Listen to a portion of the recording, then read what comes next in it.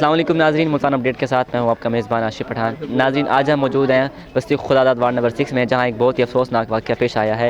2 دن پہلے لاپتہ ہونے والی بچی کی لاش اس کے چچا کے گھر سے پانی کی ٹینکی سے برآمد ہوئی ہے۔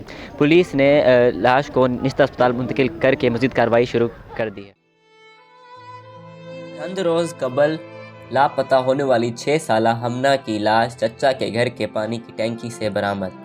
تھانہ کینٹ کے علاقے وارڈ نمبر 6 بستی خداداد سے 2 روز قبل مبینہ طور پر اغوا ہونے والی بچی کی لاش برآمد ہو گئی۔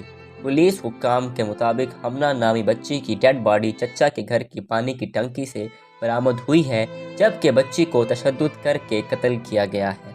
دوسری جانب بچی کی لاش کو نشتر ہسپتال میں پوسٹ مارٹم کے بعد سرد خانے میں رکھ دیا گیا ہے۔ بچی کی لاش والد کی غیر ملک سے آمد پر اس کے حوالے کر دیا گیا ہے۔ پولیس نے 3 سے زائد افراد کو گرفتار کیا ہے، جبکہ بچے کے اپنے والدین اور رشتہ دار غم سے نڈھال ہیں۔ انہوں نے انصاف کی اپیل کی ہے تو وزیر اعلیٰ پنجاب نے واقعے کا نوٹس لیتے ہوئے رپورٹ طلب کر لی۔